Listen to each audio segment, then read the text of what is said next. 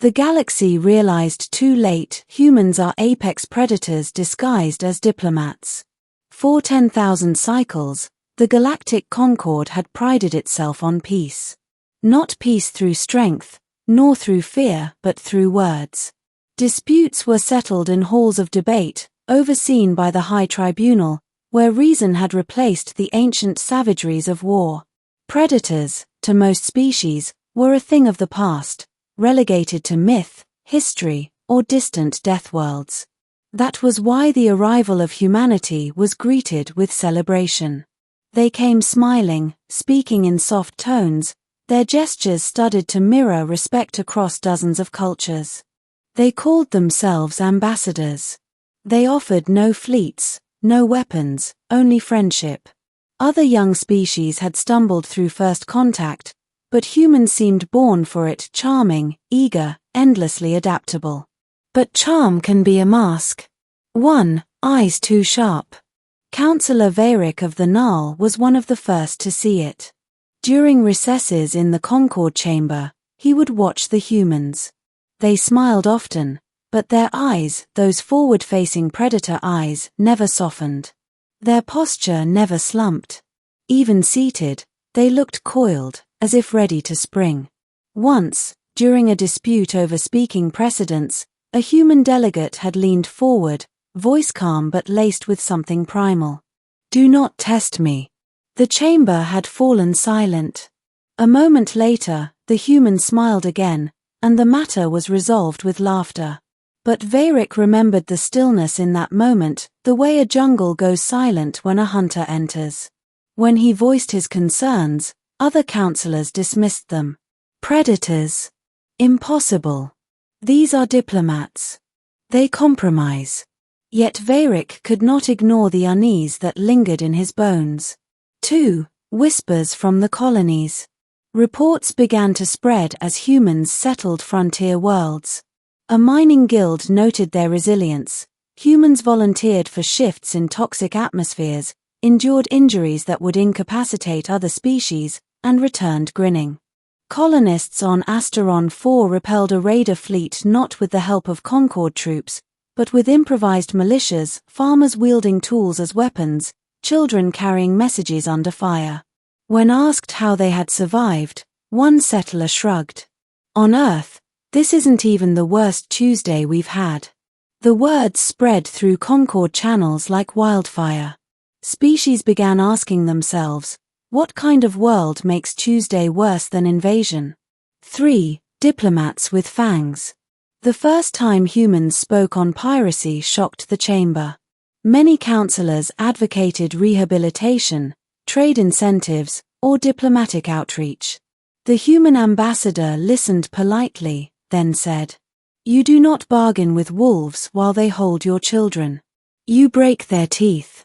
The words echoed in the chamber long after the human's voice fell silent. For most species, such language would be unthinkable. For humans, it seemed instinct. 4. The Skarn raids. The truth became harder to deny when the Skarn collective raided Concord border worlds. They expected easy plunder. Instead, they encountered humans. One report described a human settler leading Skarn troops into a canyon, then collapsing it with hastily rigged explosives. Another told of humans who used fire, sound, and decoys to terrorize raiders into ambushes. Skarn warbands were wiped out not by fleets, but by farmers turned hunters. When the Concord attempted to censure this disproportionate retaliation, the human ambassador only spread their hands in that infuriatingly peaceful gesture. "Predators only understand strength," they said. "We simply spoke their language." 5. Masks and teeth. Delegations visiting Earth soon returned shaken. They saw humans engaging in sports that simulated combat, 2 individuals striking one another until unconscious, entire groups grappling for control of a ball as if it were prey. They saw humans leap from cliffs with only thin fabric to slow their fall. They saw meals built on flesh and blood, consumed without hesitation. Most disturbing were their children. Human offspring wrestled, fought, and competed endlessly. Even in play, they hunted. Diplomats, one visiting captain whispered. No. They are predators training their young. 6. The Creel War. The final proof came with the Creel War. The Creel were ruthless rivals of the Concord, but war had always been slow, controlled. Species accustomed to negotiation fought cautiously, seeking limited victories. Then humans volunteered. We have experience, they said modestly. The galaxy soon learned what that meant. Humans didn't just fight battles. They fought mines. They struck supply lines, poisoned water systems, sabotaged oxygen recyclers.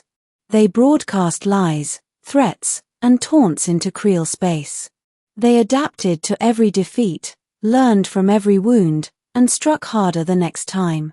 Where the Concord sought to limit bloodshed, humans sought victory. Within 3 cycles, the Creel surrendered unconditionally.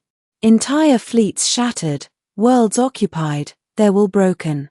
When asked for comment, the human ambassador only said, "Peace has been restored."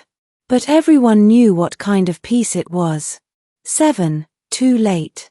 By then, it was too late to undo the mistake. Humans now held seats in every council, commanded fleets, governed colonies. They smiled as they spoke of peace, but their presence radiated quiet menace.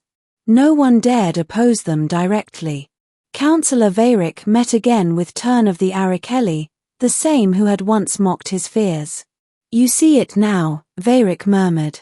Turn's crest sagged. "Yes. We mistook the wolf for a shepherd." Across the chamber, the human ambassador stood, smiling warmly, voice carrying like velvet over steel. The galaxy applauded.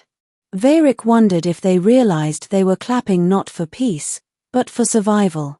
8. The Final Whisper. An aide once asked a human ambassador why their people pursued diplomacy so tirelessly when their history was steeped in war. The human chuckled softly. Because war is easy. Peace. That's the real hunt.